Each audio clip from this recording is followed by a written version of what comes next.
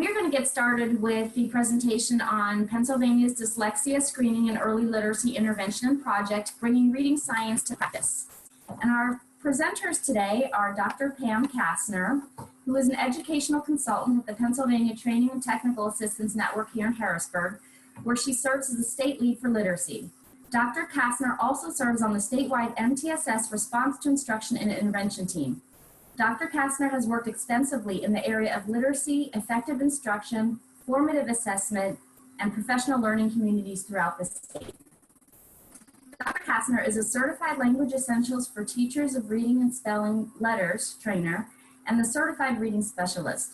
In addition, she holds a K-12 principal certification and is a national board certified teacher. Dr. Kastner has served in a number of leadership capacities at the district level and served as a Pennsylvania Distinguished Educator for 3 years. Dr. Kastner earned her doctoral degree from Widener University, where her dissertation focused on the efficacy of professional learning communities to impact teacher practice towards improving student learning.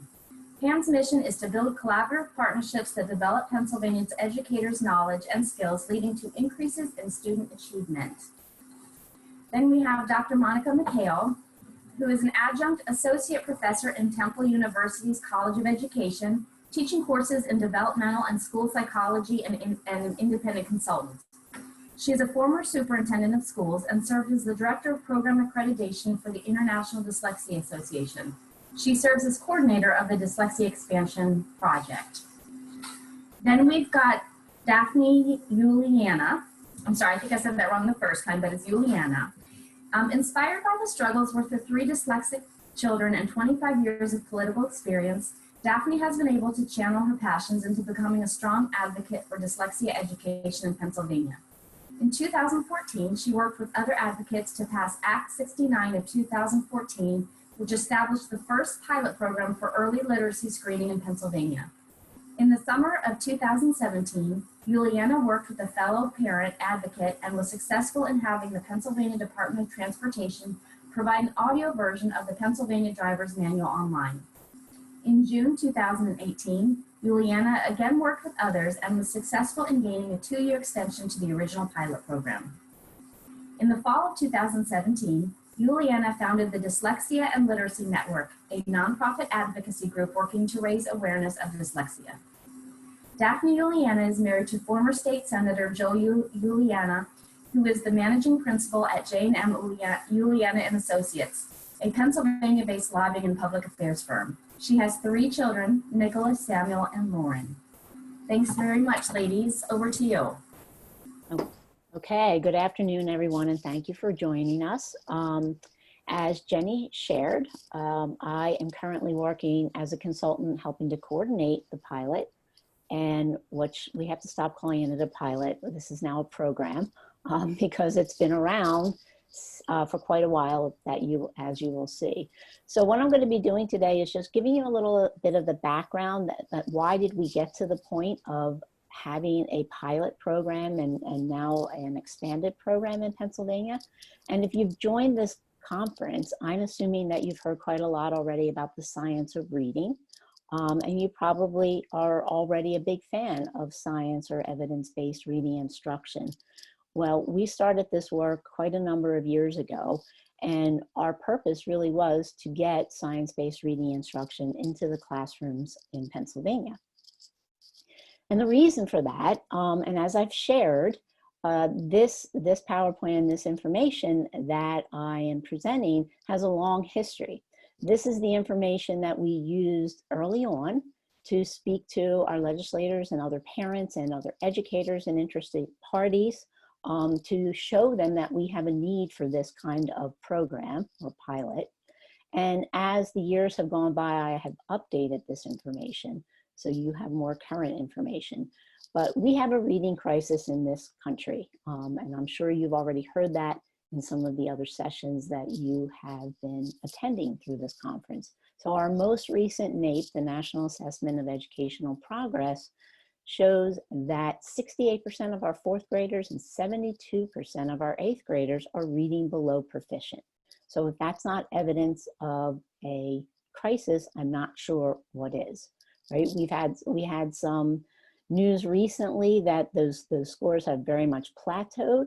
There are a couple of states where they did show some progress, and I might come back to those states later, but not just in our own NAEP data, but also our PISA data, which is that international assessment. So when you hear about the United States being compared to other countries, they're talking about this PISA data. So not only do we have evidence of this reading crisis in our own assessment, but in this international assessment, we can see that we have been losing ground. So in 2009, the United States ranked 10th behind the countries that are shown there on the slide.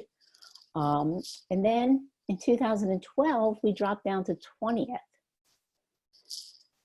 In 2015, we dropped down again to 24th. And I think most everyone who is on this, this Zoom meeting would agree that there's no reason why our students in the United States should be scoring lower than students in any of those other countries that we see there. And you can look up this data. In 2019, we ranked 8th. So it looks like that's good news, right? So we could celebrate. Unfortunately, if you go to the PISA results and read those reports, we see that our ranking of 8th really represented a plateau in our scores. So we didn't get any worse, but we didn't get any better. And in fact, what happened is that there was some lost ground in other countries. So we have very good evidence that we need to do a better job with reading in this country. Let me go ahead and advance this. Okay, so what we know is that we have this urgent need to teach reading, and we need to teach it in a way that's consistent with decades of research. And part of that research is telling us that if we need to start with evidence-based practices from the very beginning, because the older children get, the larger that gap between our struggling or striving readers and our successful readers become. And if we wait until the end of second grade or third grade, which is often when children are evaluated and considered for special education, that gap is so large that it likely will never close. So these are all the pieces of data that the parents who got this program enacted were thinking about and talking about and discussing in order to create this pilot so that we could change that trajectory in Pennsylvania. So why dyslexia? You know, there's been a lot of pushback around using the term dyslexia. And there's been some folks who think that, you know, the purpose of our project is to slap the label of dyslexia onto everyone. Why do we have to use that word? Why can't we just call it a reading difficulty? Well, a few weeks back, or a few months back now, time seems to have stood still, a person, a psychologist who is very prominent in the reading world, Steve Dykstra, said this on a listserv, and I have copied that. I took his words exactly from the listserv, and I put it in this slide because I think he makes probably the best case for why dyslexia, right? He says that it's because it's the regular classroom teachers that are really on the front lines of identifying children who have risk or have dyslexia, and that the best that we can do in terms of intervention is that science-based sound reading instruction. So in fact, that if teachers don't understand dyslexia, there is the potential to do harm. I'm paraphrasing his words because I try not to read the slides to folks, but you can go ahead and look at that at your leisure. But what is dyslexia? Again, dyslexia is kind of scary to some people. I can remember that way back when we started this work, when Daphne and I started working together on getting this legislation passed, probably sometime in 2013, I asked a friend of mine who was a longtime elementary principal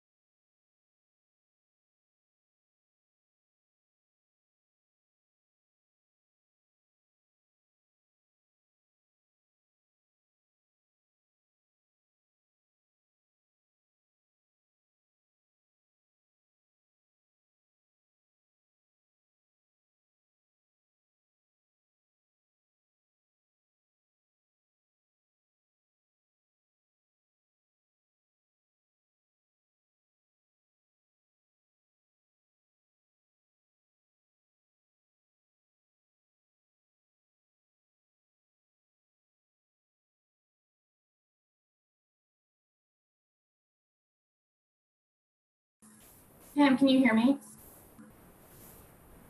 Oh, I can't hear you. I can hear you, but the screen is frozen. I don't see Monica anymore, and don't hear her. I don't either. I don't know if she lost. Do you want me to go ahead? I can continue with my part. You want? Yes, that would be good. Yeah. Can everybody else hear me? I don't know how we tell that. I can hear you. I'm assuming if I can, everybody else can too. Oh, yeah. Okay. And then when Monica gets back on, she can continue with her part. So, hi, everyone.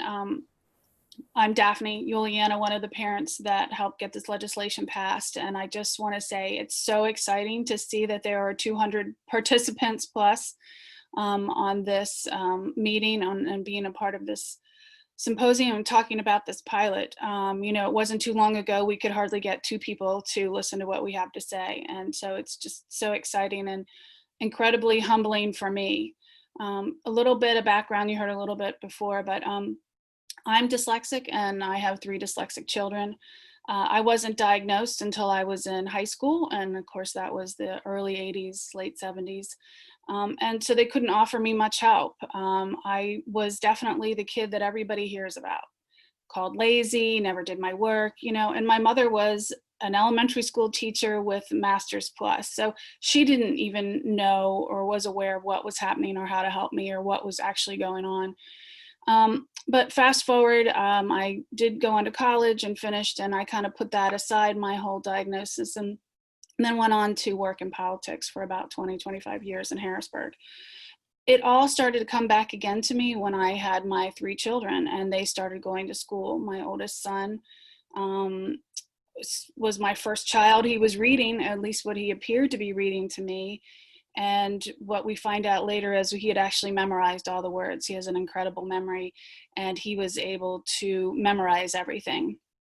And so that was kind of crazy. And we actually didn't get him diagnosed officially until about 7th grade.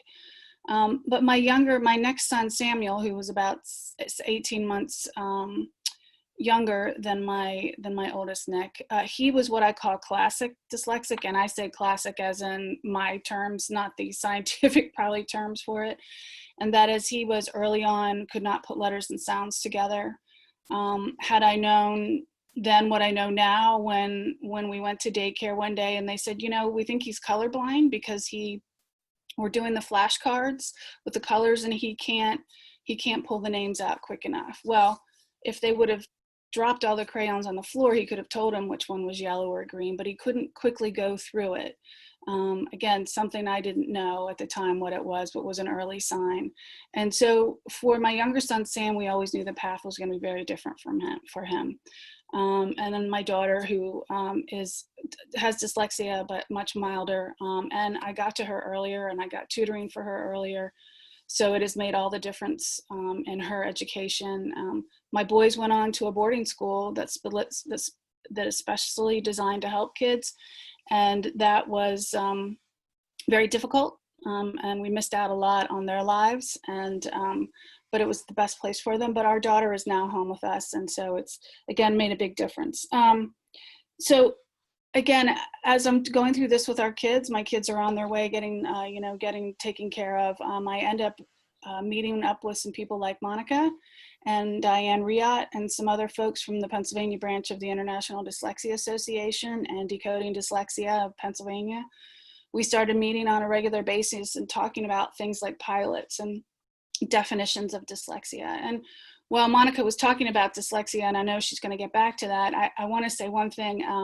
You know, not every child who struggles to read is dyslexic, of course, but every dyslexic child will struggle to read. And we're not saying, again, with this pilot, and I know Monica's going to get into that every child who's struggling is dyslexic, but we felt very passionately about using the word dyslexia so that people would understand the extreme of what some kids do suffer with. And, you know, we know a lot now about the way you teach reading. We knew it then too, but it's become much more, I guess, public now. How you teach children to read can really affect them later in life. And some kids who may appear to be dyslexic may just need a little more time and a little bit better instruction. So I say that just as a little disclaimer that all of us crazy moms are not all about trying to label everybody with being dyslexic. I do want to say, though, as we met with all these folks and started talking, we did, Decoding Dyslexia had Representative Ed Nielsen, who was a member of the House of Representatives from Philadelphia, came to one of our meetings, and he had introduced a piece of legislation that was this pilot program. And we all decided to work together. And so we worked with him and made some changes. And actually, I have to say that Monica was an architect of many of those changes to make this a pilot that would be strong. We had some strong points that we were really, really passionate about. One was using the word dyslexia in the title. But two was whatever monies that were going to be used for this pilot, that they be used towards training teachers, because we felt like that would be the most important piece of the pilot. And also to use whatever schools had in place already as far as the screenings, not to spend a lot of time and effort, because we had already heard that, you know, most school districts do screen, and we needed to make sure we used what was already in place, because if we made this incredibly difficult, it'd be really difficult to get school districts to come on board and to do it. I'm not saying it was easy, but we tried to really focus on that. So once Representative Nielsen got it through the House, we got some help from Senator Tomlinson, who also helped us in the Senate, and then Senator Pat Brown, who really helped in a big way and ushering it all the way through, and eventually the governor, Tom Corbett, signed the legislation. Once the legislation was in place and signed on, the Department of Education Special Ed Bureau, it fell under the Special Ed Bureau, and Pat Hosella was the director at the time. She took it and she added more districts. It was originally for 3 districts, with the size of the district was 3,000 to 15,000. Because this was a research project, we had to make sure we had enough kids involved to make it worthwhile. So again, Pat Hosella had added 5 additional districts, 1 more large district, and then they added 4 more small districts that were under 3,000, because a majority of Pennsylvania's school districts are under 3,000 students. They also added an advisory committee, and that's how I was able to stay involved. They invited me to join, Monica to join, Diane Riot, and some other folks that were instrumental in helping get the legislation passed and then also implementing it. And the implementation was key, and Fran Warkomsky was one of the key people who helped it along and got it started in the beginning. And I just think it's important to recognize that there were people in the department that saw what we were trying to do and believed in what we were trying to do. I think, as you know, parents sometimes get labeled as crazy, and administrators and school districts and the department of people want to put labels and say they don't care. They really do care. We know teachers and administrators really do care. And we just need to try to help people get to see and what we're doing and how it can really help all kids. So I think that was about it. Monica, did I miss any other points that I think we wanted to talk about? I think I come back when we talk later, maybe about the expansion. Right, I think you covered, I'm not exactly sure everything you covered because I had those technical difficulties, but thank you for jumping in and being flexible. So I guess we'll pick back up what is dyslexia? And this is, oh great, now I'm gonna have a dog barking. So this is the definition of dyslexia that is used by the International Dyslexia Association. And I think it's really important to point out to folks who are afraid about dyslexia that it is simply a learning disability, and it is a learning disability that impacts word reading. It's rooted in phonological deficits and orthographic processing or naming speed deficits, but it is what we also know in Pennsylvania for very long as a specific learning disability in the area of basic reading and reading fluency. This is the definition that we used in the pilot. So when the legislation was passed, this is what the definition was. And I'm just going to highlight some words in there. So dyslexia is not scary. I can remember having conversations with my educator friends thinking that dyslexia was some sort of exotic disability that they rarely saw, or some kind of medical condition. And I remember as a school psychologist being trained to say a lot of these things that I have since learned are very silly and make no sense. So in our definition that is in the legislation, we talk about dyslexia as a difficulty with accurate or fluent word recognition. It's characterized by poor spelling and decoding skills. And again, it tends to stem from deficits of processing deficits related to that phonological component of language. It is a learning disability that has an educational intervention, so it is not a medical diagnosis. So I show these two slides, these next two slides, for a specific reason. And you can see that there's a lot of orange states, and then in this map, all of the states are orange. And usually when this is more interactive, I ask people if they know what this is. So since we're not going to necessarily ask you all to unmute and chime in, I will tell you what this is. These two pictures are pictures of the state of dyslexia legislation in the United States. And this first one was taken from the International Dyslexia Association website because they've been tracking this legislation. It was taken back in, I believe it would have been about September of 2018. And then when I did another presentation just a few months later, this is what that map looked like. So we like to say in Pennsylvania with our pilot that we were riding the dyslexia wave. There is a huge interest in dyslexia because of parent frustration.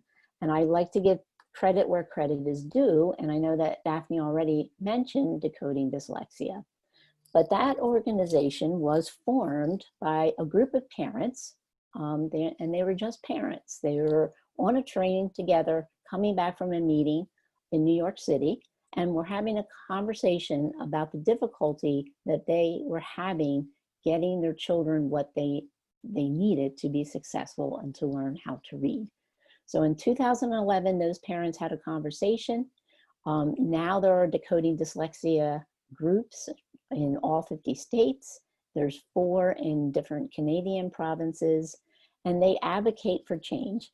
And they are, I have to give them credit, they are the reason that we now have some sort of legislation. And it all came from parents just wanting their children to learn how to read. As Daphne already said, children who have dyslexia struggle to learn how to read. Dyslexia is a spectrum disorder in that there are children who have very mild dyslexia, and they can be easily remediated if they get that high quality intervention and instruction right from the beginning. And then there are kids who have very, very significant dyslexia, very severe dyslexia, who may struggle to learn to read for much of their formal education.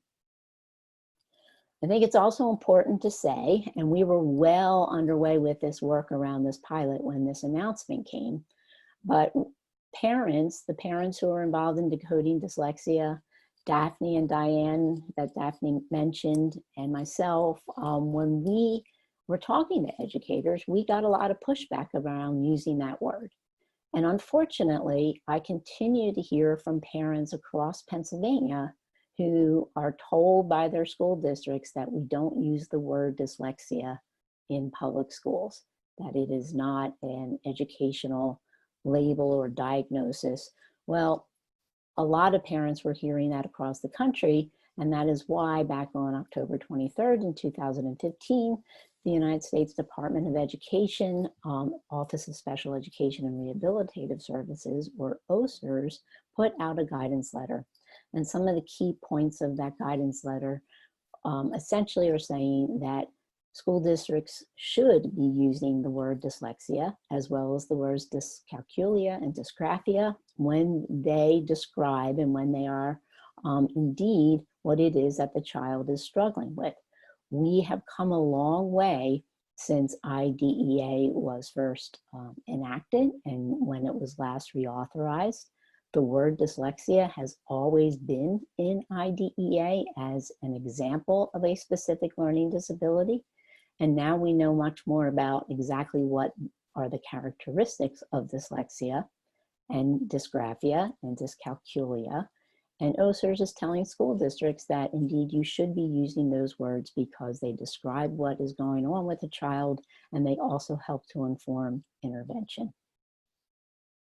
So Daphne already went through this, but there's a picture of the legislation being signed and some very happy people with Governor Corbett at the time.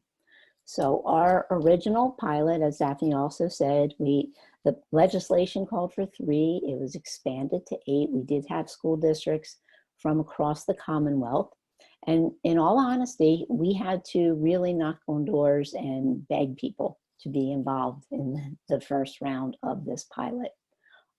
We had a hard time. There was a lot of hesitancy. There was also a lot of fear around the word dyslexia still. And even some of the parents who now are very enthusiastic, but initially had a lot of hesitancy about becoming involved. But the goal of this pilot, as we have said already, has never been to identify everybody with dyslexia. Instead, it has been about providing intensive evidence-based instructional program. So a core program, your regular ed reading program, combined with giving intensive intervention to students right from the beginning in kindergarten when they first evidence risk. Because ultimately our goal is to reduce special education costs for school districts and prevent children from having to be identified. Because as I know that you've heard in other sessions throughout the symposium, if we apply the right instruction, the science-based instruction, and the intervention early, most kids will learn to read. So in the original pilot, our school districts, we put a lot of demands on our school district because as we said, this was part of a research study, and AIR, the American Institutes for Research, were our research consultants. They did all the data number crunching and looked at our results.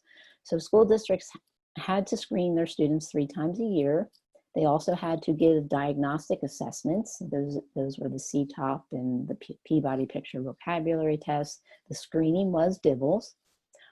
They had to commit to a core-based reading program, and they had to commit to providing intensive intervention to all of the students beginning in kindergarten who met the criteria. And our criteria was very, very high so that we wouldn't miss anyone. So our schools in the original pilot had quite a challenge in front of them. And I'm sure Pam can speak to that if you want to just jump in, Pam, that there was a lot of angst early on. Would you agree with me on that one? There was a lot of angst. Yes, there was. But over the years, I mean, we saw such growth and commitment. So, Right. But at the beginning, of course, yes. Yes, because at the beginning, because many of these districts, you know, this was quite a while ago. This was 6 years ago now. So everything about the science of reading was not getting quite as much press. And there were a lot of practices that were in place in those districts that weren't consistent with the science of reading. Consequently, there were many, many students who met the criteria for intervention, and it was quite a challenge to get all those kids scheduled. It was a struggle to do that. So the intervention, and this is very important, the intervention that we selected for the original pilot, the legislation itself talks about intensive intervention that's explicit, multisensory, synthetic phonics instruction, a structured language approach delivered with fidelity by a trained interventionist via timely targeted instruction with strategic reteaching. Not exactly sure what that was supposed to mean, but that's what was in the legislation. What happens when laws get passed is little things get tweaked here and there, but how we operationalize that was that we were using either Orton-Gillingham or Orton-Gillingham based interventions. So for the 8 districts, their interventionists had full-on OG training provided by the Children's Dyslexia Center and Compass Learning. But we also had 4 districts that, mostly because we did not have the availability of OG trainers, that they used other types of OG-based interventions such as Wilson, Lindemann Bell, Sonde. And that's important to point out because what we have found in the long run is that it really is the capacity of the teacher or the interventionist and the timing, so early intervention, intensive intervention by a capable teacher or interventionist who understands the reading process. And that became more important at the end rather than was it Wilson, was it OG, was it Sonde? They all worked, providing that the student received the hours of intervention that were prescribed.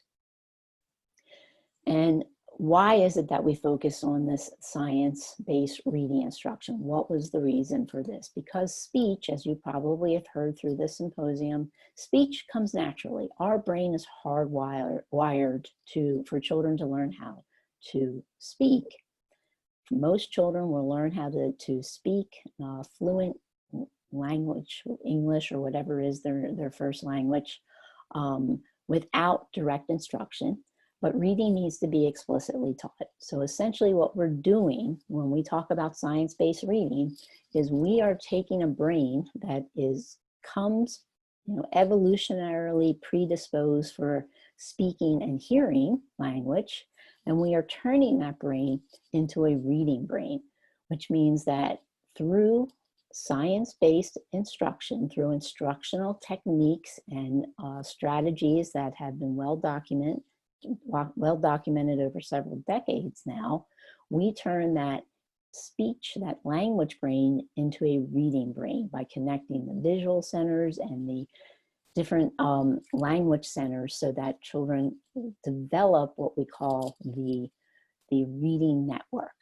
And that is all done through instruction. So teachers are extraordinarily powerful because you are literally rewiring your students' brains when you teach them to read. And if you teach them to read in a way that is based in the science of reading, that process will be relatively easy for most children, not all, but most. And by doing that, by putting this in intensive structured literacy, first the intervention and then the core curriculum in the original pilot, and we have flipped that for the expansion that we'll talk about later, we were able to show, though, by doing this, that the students can indeed make progress and they can make very significant progress very quickly. In the original pilot, we were lucky to have a comparison group. And that comparison group were schools that were participating in the Keystones to Opportunity program. So that was another grant-funded program that was targeting early reading skills. And those school districts were also using DIBELS. And that program they were several years into that program. And what we found in our pilot in a very short amount of time, as you can see from these slides, and I will admit, I'm doing a commercial here for our program, so I took the best data, but you can find the entire report and you can read it for yourself. So the blue bars are our pilot schools and the checkered bars are the KTO schools. And this is for kindergarten for letter naming fluency over the 3 cohorts. So the pilot prescribed that this was a 3-year program. So we were following kids beginning in kindergarten for 3 separate years. And you will see that very quickly, beginning in the very first year of the pilot, our pilot schools were outperforming the KTO schools on some of the DIBELS subtests. Here's another one, kindergarten nonsense word fluency, correct letter sounds. And you can see that in both cohort 2 and cohort 3, our pilot schools were outperforming the KTO schools. So in the first cohort, we didn't have statistically significant results, but in the second cohort, we did have that. And in the third cohort, we were continuing that trend. So we were very happy that we were seeing good, hard data to show that our approach was working. But was probably even more gratifying to us is that people who were struggling in the beginning, right? I talked about how some of those schools had many, many kids who were qualifying for intervention. and the teachers went through full Orton Gillingham training. So it was a heavy, heavy lift for our interventionists. And some of those very people who were close to tears early on are now our greatest cheerleaders for this program. I'm not going to read these slides to you, but you will be provided those slides. So you can see we have names and we have feedback, and it's, of course, it's very, very positive, or we wouldn't be showing it, but I can assure you that the vast majority of the feedback was positive. And to this day, our original pilot districts are the people who are out there kind of proselytizing for us and telling people this is how you need to go because this is successful.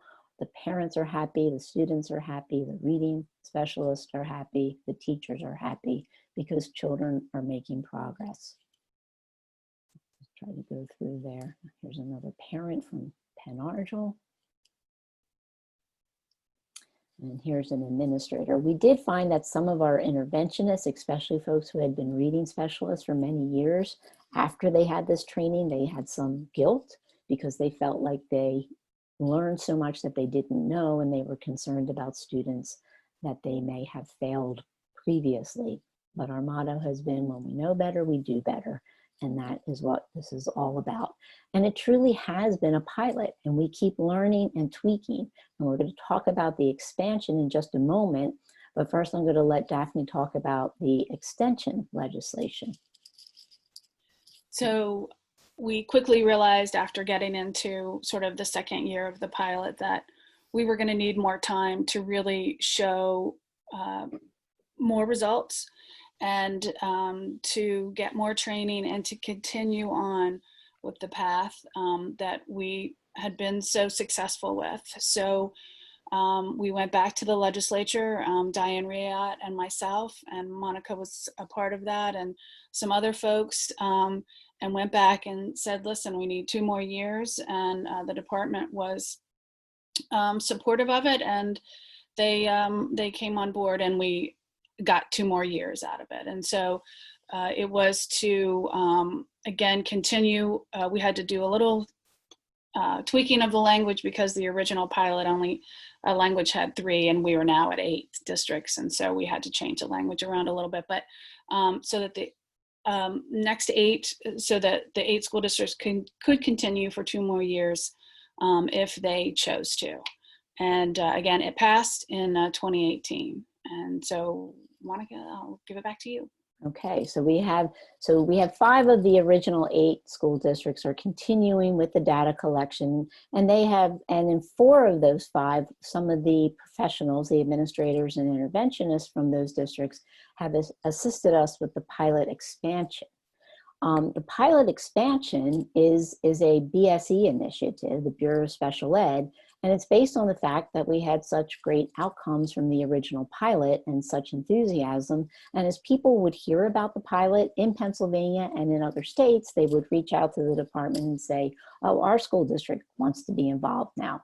Well, there wasn't any opportunity to be involved once that pilot got underway, but what happened was that the department, and now under Carol Clancy's leadership, has seen the value of the program. So we are continuing to work to bring more districts in.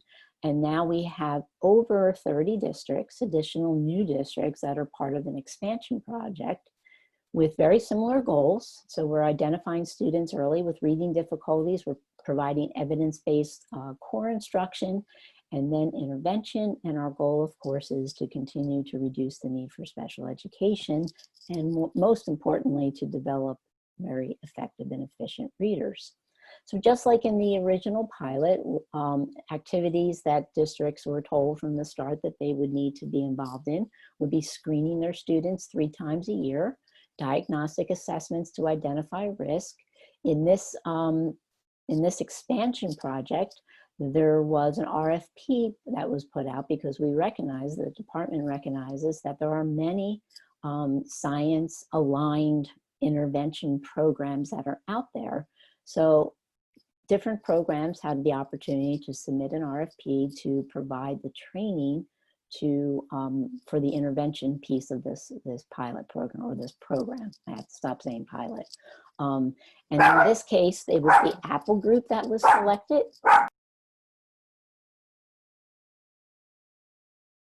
Sorry about that. It was the Apple group that was selected. And I won't go into a lot of detail about them, but they are an Orton Gillingham based training. So we have some interventionists that have already gone through that training. Other required activities is that, of course, that evidence-based core reading program. And this has been a very big focus of our program this time around. So we have 3 days of training that is facilitated by patent consultants that helps teachers. How I like to conceptualize it is, in this 3 days of training targeting K-2 teachers and those supporting K-2 literacy, it's very focused on how do you take all that science, how do you take what we know from the research and put it into practice. And what that means is that there's a structure of practices that we are asking teachers in the expansion districts to put into a place. Just like in the original pilot, we are identifying kids in kindergarten who are at risk, and of course there's parent permission to participate. We're anticipating this time around that parents are going to be more enthusiastic, and that's largely due to the work of Emily Hanford and others in getting the word out about what the science of reading is all about, and that dyslexia is not as scary as folks thought.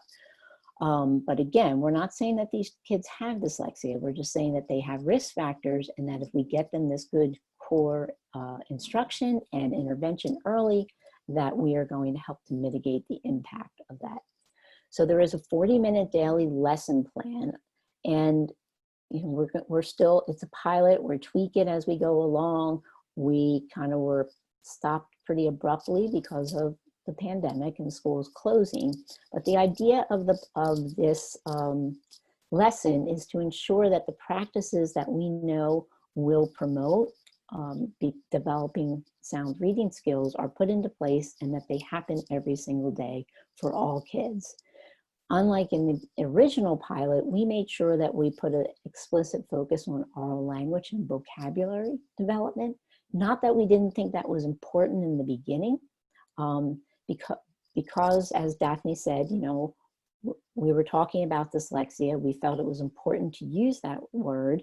Dyslexia is really a word reading disability, but to be an effective and efficient reader, you also have to have good oral language and vocabulary skills, because that's where comprehension comes from.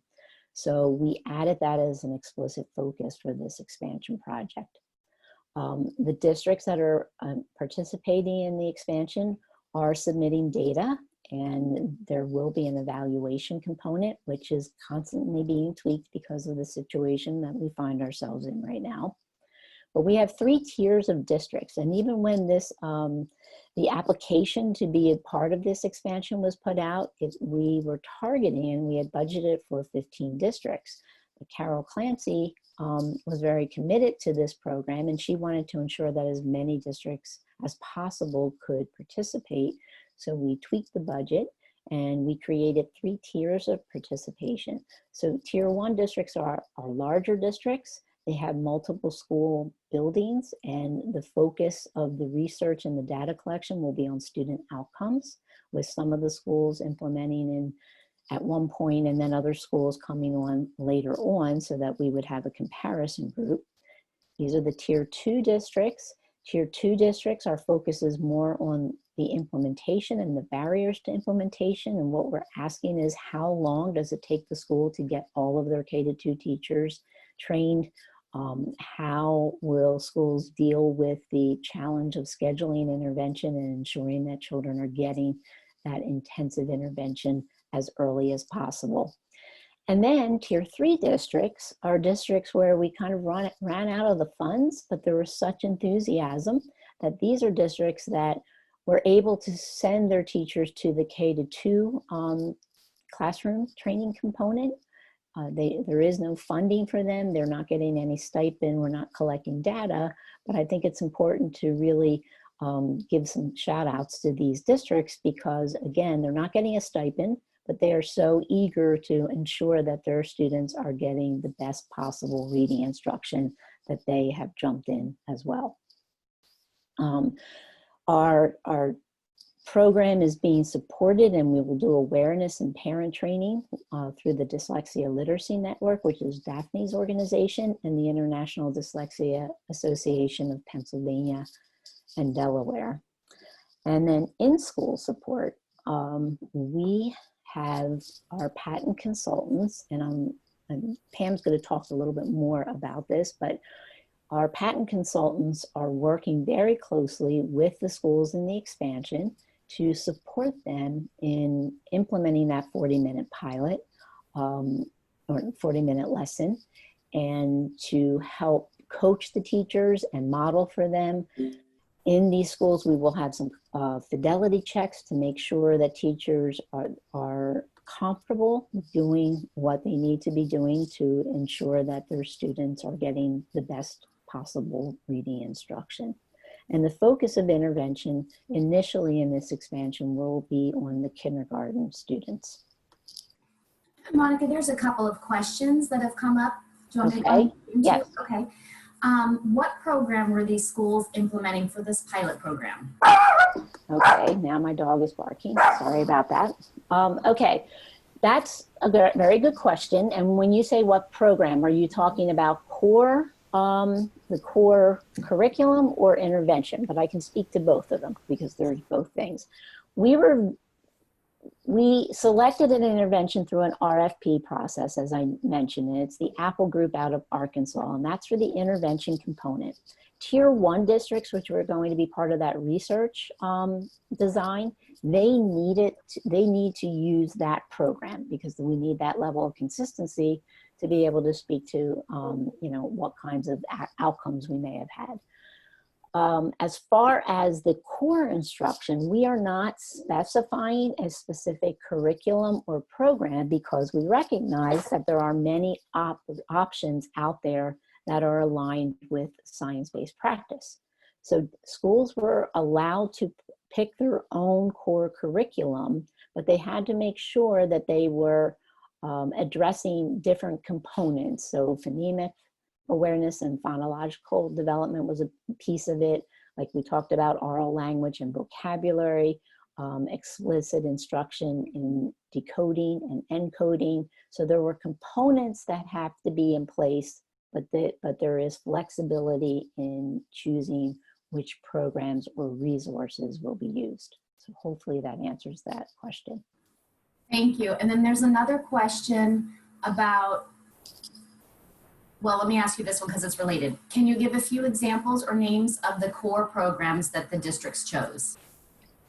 Well, we have to be honest and tell you that most of the districts are finding that in order to meet all the components of that 40-minute lesson, they're not choosing a single program because there are very few options that and I'm not going to give a commercial for one that I like the best, but many programs are missing a piece, right? So we have a number of schools that are using foundations, but we find that foundations maybe not give as strong of an emphasis on phonological and phonemic processing and awareness as needed. So they are supplementing with Haggerty, but there are a number of different programs. And again, I'm not trying to give a commercial, but I can tell you that the patent consultants and Pam would be happy to talk to individual districts, or if you want to reach out to me, we can talk you through that. But again,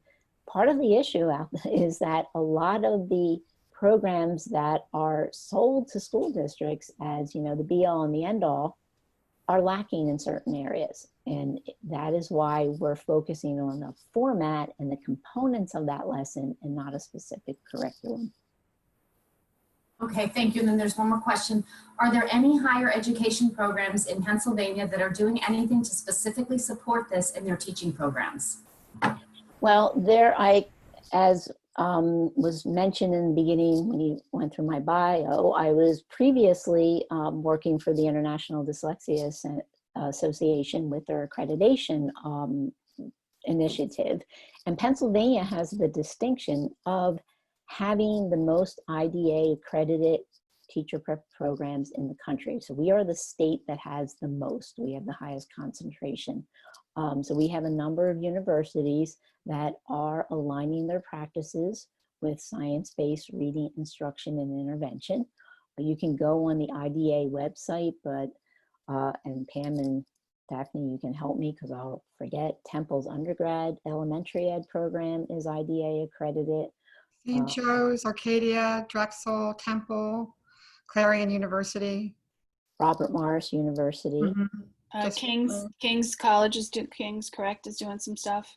Yeah, I don't think they're currently accredited, but there are a number of other universities in Pennsylvania that are also putting programs in place that are aligned with the science of reading and that are committed to making sure that the teachers come out of their prep program ready to teach reading, because that has been a big problem. And one of the reasons why we've had to undertake this whole pilot, because if you've listened to Emily Hanford's reporting or heard her speak, teachers are not getting this in their preparation programs. Any other questions? Yep, there's one more question. How long will the extension run? This is very needed in the Philadelphia area and surrounding districts. Okay, well, the expansion is, so the extension is the original districts, right? So extending that, the data collection in those original districts for a couple more years. The expansion is a 2-year project that has had quite a rough first year because of the school closures. So it's only slated to run this coming school year. I don't know if there will be an expansion, but the good news is that we are moving, and Pam will speak to this, we're moving to really make this training available to any school district in Pennsylvania, and that's the ultimate goal. And Pam's going to speak a little bit later about how we kind of had to accelerate the work toward that goal because of the pandemic and having to move to remote training and remote instruction. Okay, any other questions? Where can I find the names of universities using science-based training for teachers in Pennsylvania and in the US? Well, you can go to the International Dyslexia Association website. I'm not going to pretend that that's all of them, but you can certainly get the list of those that have been reviewed and accredited by IDA on their website. As Daphne mentioned, King's College is one in Pennsylvania that's not currently accredited, but does have an aligned program. And I know that there are some others in Pennsylvania. Perhaps we can try to get a better list together, and Pam, we can get it to you. Maybe you could get it out to everyone in some way. Sure. Yeah, I know Juniata College in the Huntington area follows the science of reading too. They're not IDA accredited yet, but we do have a number of universities that are teaching the science of reading, but sadly not enough. So we'll continue to try to work towards that. Right. Okay. Are we good to keep going? There was a question about how to become a dyslexia specialist. Well, that would be, we do not have a separate certification in Pennsylvania, but there is training to become a dyslexia specialist offered by a number of universities, Robert Morris being one of them. Again, I would suggest that you go on the IDA website and you can see different options for training, not just at the university level, but there are a number of independent training programs where people can be trained to become a dyslexia specialist. Okay, I think that's it for questions. Okay, so I know we're starting to run out of time. So in this current, in the legislation, we just want to talk about, we talked originally about that intensive intervention. So in our expansion program, we have been a little bit more explicit about what that means. So we are talking about not just the language that was in the legislation, but we talk specifically now about structured literacy, instruction, and intervention. And this is the term that's been adopted by the International Dyslexia Association. And structured literacy approaches explicitly teach systematic word identification and decoding strategies. And this is what has been shown to be most beneficial to students with dyslexia or who are at risk for dyslexia, but it also helps the vast majority of students. So the nice thing about putting science-based structured literacy instruction in place is that you're helping the kids who are at risk for reading difficulties, and you're not doing any harm to kids who are not. In fact, you're just helping to accelerate their reading trajectory. So systematic or structured literacy instruction focuses on phonology, sound symbols, syllables, morphology, syntax, and semantics. I'm not going to go too deeply into what those are because I know we are running out of time. But it is instruction and intervention that is systematic. It's cumulative, so it's building new learning, builds off of what children have already learned. So it's very mastery oriented. It's explicit, it's direct teaching. It's not leaving things to chance. I put multisensory in parentheses because while multisensory strategies are very much embedded in Norton Gillingham and a lot of the dyslexia interventions, the jury's still out in terms of the research to very strongly support that. But what we do know is that multimodal instruction does indeed help promote learning. So multimodal would be when you integrate reading, writing, speaking, and listening. And oftentimes multisensory strategies just help to facilitate that integration. And then finally, diagnostic. So teaching that is very much based on watching the child learn to read, recognizing their errors, and modifying your own instruction based on what the child needs at that moment. So that is what we are trying to promote in our expansion project. Okay, so I think at this point, we're close to moving over to Pam. So she's going to talk now about the role of patent. I might have to ask you to advance slides, oh, Monica, sorry. Okay, that's fine. So, hi, everybody. I'm just going to talk for a few brief moments about patent's role in the dyslexia pilot. As you likely know, we are the professional development arm for the Bureau of Special Education, and the dyslexia pilot, extension, and expansion have all been a Bureau of Special Education priority project. So Patent has been engaged with the pilot now for 6 years, whether it was the pilot, the extension, or the expansion. So it's been a high priority project for us and will continue to be so even after the expansion. Patent literacy consultants are the ones who have been providing all the core instruction and professional learning for core classroom teachers. As Dr. Fletcher said yesterday, and if you've attended any of the other sessions, they've talked about how critically important tier one instruction is, or core classroom is, and Monica discussed that as well. We know it's the first line of defense to have a very skilled and knowledgeable core classroom teacher. And we are fortunate, as Monica indicated, to have the most accredited universities from the International Dyslexia Association. But when you consider the number of universities and colleges in Pennsylvania, that truly is not as many as we need or would like.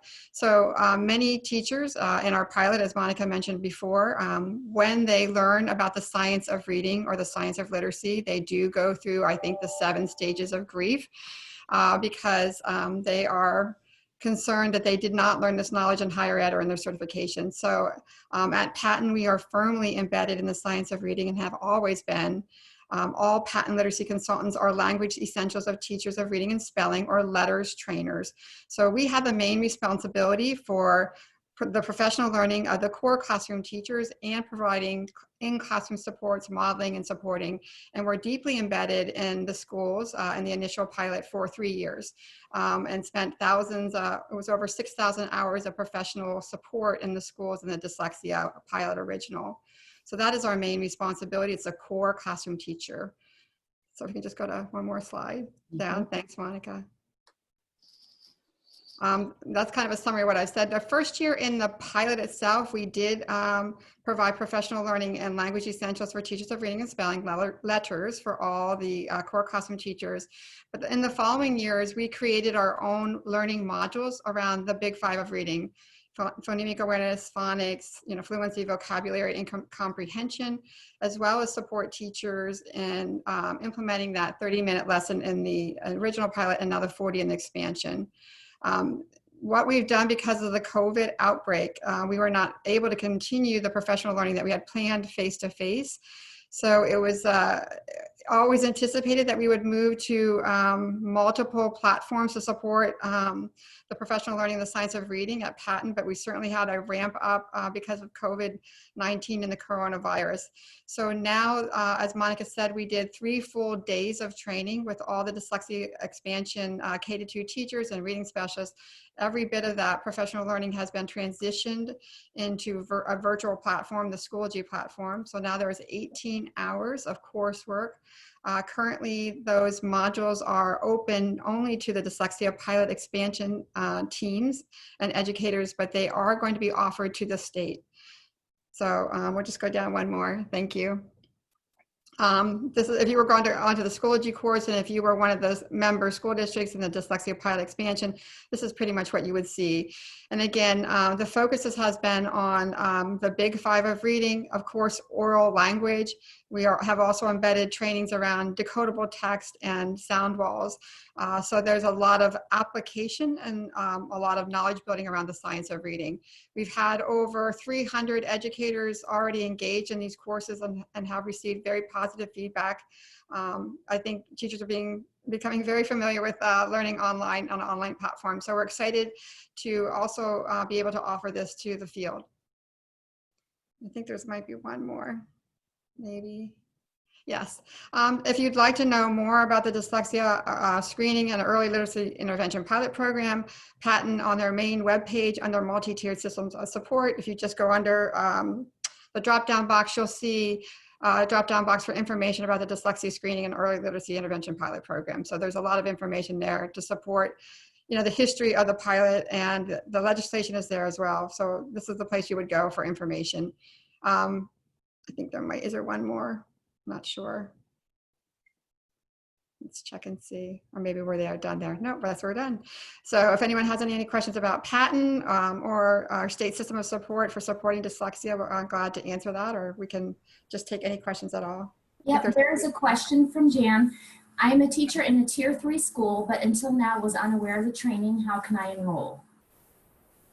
I guess Monica could answer that as well, but your district administrator has been provided information about the Schoology courses. And so we could reach out to their district administrator, Monica, yes, just to make sure that that information got out okay. Yeah, we can double check. So when we went online very abruptly, those Schoology modules were only available to tier 2 districts and for makeup training. So now we are opening that up to all districts, and all of the district contacts did get a memo to that effect, but I can circle back and make sure. And if you want to reach out and let me know which district you're in, I can make sure that your district contact is aware. And then Suzanne would like to know when the training will be open to schools outside of pilot schools. Well, that's sooner than later, that's for sure. But it is going to be a big undertaking on the end of Patton to get those trainings up and open to everybody. They are ready. It's just a matter of transitioning those out. Right now, we want to ensure there are 3 different kind of cohorts for our folks who are in the dyslexia expansion. But I would anticipate later this summer at the latest or early fall that they will be available, if not sooner. We want to get them out as soon as possible. Thank you. And then there's a question from Cherry. How would you recommend we get started? I'm a teacher in Washington, I think that is, and my co-teacher and I attended the IDA fall conference. We want to enact change, but feel like our efforts are falling on deaf ears. Well, yeah, that's a big that's a big question. And how you get started is going to be very different based on what's already in place and who you have on board. We have found through this project that it's really important to get district and building leadership on board. And the more invested district and building leadership is, the better the outcomes and the stronger the implementation. I put my email in there if people want to reach out for more specific questions, and I'll encourage Daphne and Pam to put your emails in the chat. Oh, but people can't see the chat, can they? Can they see it? Yeah. No. Oh, they can't. Yeah, Okay. I think you can see. I think I see yours, Monica. I would say Okay. too. Okay, we're in Zoom meeting. Sorry, Jess. Go ahead. I know it's hard, right? But to get parents to speak up and to start asking questions, and I think it's going to become much more difficult for districts to refuse to do things when they realize that it's the State Department that is starting to push these things as well, and they're going to have a hard time saying no or that we can't. It's best practices. The department, they're trying to do the best they can to get it out to as many people as possible with least amount of cost. And so I think if parents can remind them that, hey, this is what the state is saying you need to do, I really do believe it's going to be hard for them to say no. But as Monica said, it has to start with the top. They have to be invested in the change because it does require change to make it successful. But it happens. Sometimes it doesn't happen overnight, but I would encourage you to keep pushing. And I will put my email in there as well. There were questions about the Schoology modules. All the dyslexia pilot, as Monica said, the expansion teams have been notified that they may take part in the Schoology courses. And the training, because of the COVID-19 coronavirus at this time, there are no face-to-face trainings, at least from Patton's end. We are not permitted to do face-to-face training. And so all the training will be done through the Schoology courses. There was a tremendous amount of work to move those into the Schoology courses, and we think they are an exemplary coursework, so we hope that you enjoy them as well. I don't see any more questions.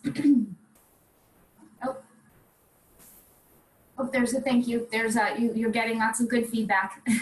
Okay. That's good. Yeah, and I apologize for my technology and dog issues, but this is the world we're living in right now, so it is what it is.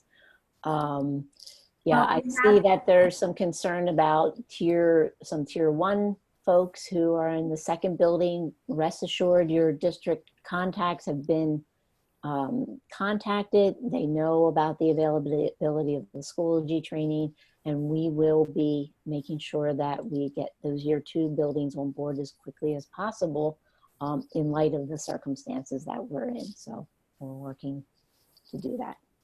Well, thank you, ladies, so much. Everybody, you have their email in the chat box.